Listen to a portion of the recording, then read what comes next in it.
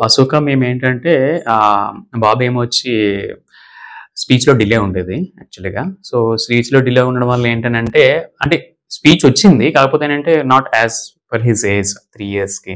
So, రాకపోవడం వల్ల ఏంటనంటే థెరపీస్ ఏమన్నా ఇప్పిద్దామని చెప్పేసి we have been searching it in YouTube. And then we have seen multiple we didn't go through it, but we have seen we are started researching in the YouTube. So అప్పుడు ఏమైందనంటే అశోక గురించి తెలిసింది ఇలాగా. So తర్వాత ఏమో వచ్చి మా బాబు ఏమో వచ్చి ఫస్ట్ నుంచి వాడు డే కేర్‌కి వెళ్ళడం వల్ల ఇంగ్లీష్ అలవాటయింది వాడికి. సో ఇంగ్లీష్‌లో వాడితో స్పీకింగ్ అనేది కొంచెం ప్రాబ్లమ్ అయింది మాకు. సో దానివల్ల తనకి డిలే అయిందని మాకు కొంచెం అర్థమైందనమాట. సో దానివల్ల ఏంటంటే మేము యూట్యూబ్‌లో సెర్చ్ చేస్తున్నప్పుడు నవిత మేడం ఏమో వచ్చి ఒక వీడియో చూసాను నేను. నవిత మేడం ఏమో వచ్చి ఒక బాబుకి ఇంగ్లీష్‌లో కూడా ట్రైన్ చేశారని చెప్పారనమాట. సో ఇలాగైతే ఇక్కడికెళ్తే ప్రాబ్లమ్ సాల్వ్ అవుతుందని చెప్పేసి మేము ఒక కన్సల్ట్ అయ్యాం. సో తర్వాత సచిన్ సార్‌ని కన్సల్ట్ అయ్యాము. కన్సల్ట్ అయిన తర్వాత సచిన్ సార్ అన్నారు, "ఓకే. స్పీచ్ అయితే ఉంది. Not as per his age.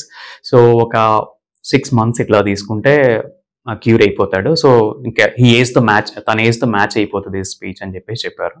So అప్పుడేమో వచ్చి మేము జాయిన్ అయ్యాము ఇక్కడ. So it's 4 months actually. So speech బానే వచ్చింది మొత్తం అంతా. కొన్ని సెన్సరీ ఇష్యూస్ కూడా ఆల్మోస్ట్ క్యూర్ అయిపోయినాయి. ఓన్లీ ఒక హెడ్ బాత్ ఒకటే తను యాక్సెప్ట్ చేయట్లేదు.